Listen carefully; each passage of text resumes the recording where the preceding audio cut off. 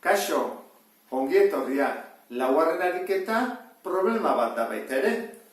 Eta ez dakit atera dituzun bi multzo hauek direla txorrota kopurua eta orduak. Bueno, txorrota edo iturri kopurua edo kanila kopurua, nahi duzun bezala.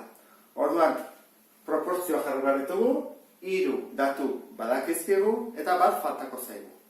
Orduan, lehenengo proportzioa aurkitzeko, ez dakit kontuatu zean, lehengo urtean, konpontu zutenean, igerilekua laukin, lau txorrotakin, zenbat denbora behar zuten, 9 ordu. Orduan, bi hauek jarbartugu. Laukin, 9 ordu. Orduan, asuntua da, aurten bat ondatua dugula. Orduan ez ditugu lau, izango dugu bat gutxiago. Hoizen bat da, 3. Isa.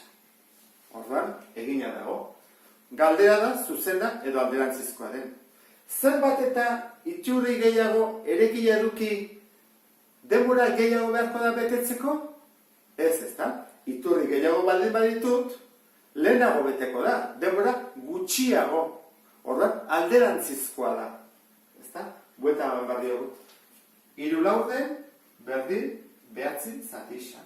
Horreni bat dugu, 3 isa, berdin, 9 berlau, 36, isa berdin, 36 zati 3. Eta hori dira, 12. Erantzuna, 12 ordu. Eta horrela egina dago. 5. ariketa irakurri dezu, ez dakit ondo atazaizun, guazen ikustera. Bidai agentzia batek eskiatzera joateko bidaiak saltzen ari da. Lehenengo astean, 78 plaza saldu ditu. Hau da, plaza guztiek 115. Zenbat plaza zituen, saltzeko zenbat plaza. Hoi da, guztiak alezen digute.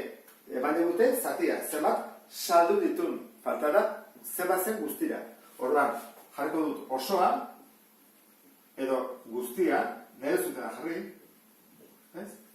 eta hemen zatia. Eta hori da, saldutakoa.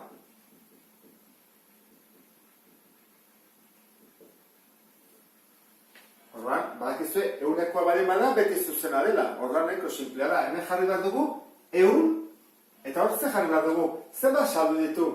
15. Orduan, 100-etik 15 saldu ditu. Eta hauek zer dira, justu saldu ditunak. 78, beraz ez dugu hemen jateko 78, jateko dugu hor, 78. Orduan, ikusten duzun bezala, 3 datu jarria daude, bat falta zaigu. Nola zuzena den, nahiko simplea da, jartzen dugu 100 zati isa, berdin, 15 zati 78. Nik pixka bat saltatiko dut, hau jaten da bidertzen, orduan da, 100 biderri 78, eta 15 zatitzen paserat dugu, azkarra egiteko da, Orduan, hau da, biderketa, beraz, 2 zerokin, zati 15, orduan, 5 egin da ez da, argi dago, 5 bidar 5, 3 soberan, 5, eta 2, 0. Vale. Orduan, orain, jaisten dut 0 bat, 2 nada, 0, 0, 0. 520 plaza. Eta bukatuta dago. 6. ariketa egin baldin badezu, ikusiko duzu 100koa dela, beraz proportzionaltasun zuzenekoa. Azpimarratuko dut, datu nagusienak. 600 kilogramoko naranja erosi ditu dendariak eta saldu ditu 950 kilogramo. 100ko zenbat saldu ditu.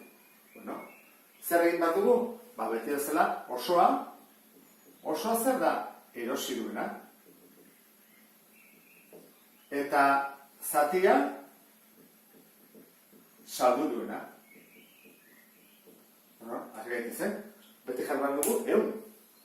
100 erosi behin badu zenbat saldu du, ez dakigu. Hori da, galdetzen digutena, 100ko zenbat. Horren beste biak jakin behar ditut. Orduan, hemen daude, 600 erosi baldin baditut, saldu ditut 950.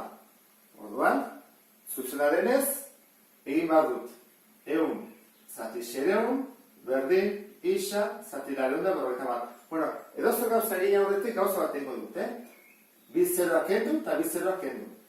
Orduan, hemen jarriko du bakarrik bat eta 6. Orduan, hau, honea bidazten pasatzen da, bat bider lareunda berrogeita bat da, lareunda berrogeita bat, eta 6 isa. Beraz, 6 berrio ekarrik bat dut, zatitzera. Orduan da, lareunda berrogeita bat, zati 6. Zenbana da, zazpina. Zazpi bider 6, berrogeita bi. Berrogeita bostea, iru soberan. 0, zenbana, bost. 6 bider bost, hogeita hamar. Beraz, ehuneko hirurogeita hamabost saldu du. Ezta? Hemen azaltzen den bezala. Hirurogeita hamabost. Eta bigarren galdera. Ze ehuneko falta zaio denak saltzeko? Bueno, hirurogeita hamabost. Saldu baldin badu, faltako zaio. Ehun, ken hirurogeita hamabost. Ezta? Zenbat hori? Hogeita bost. Jarriko da, hemen, ehuneko hogeita bost. Eta honekin bukatzen dut problema. 3 problema hauek egin ondoren, beste bat arte, ondo izan, agur.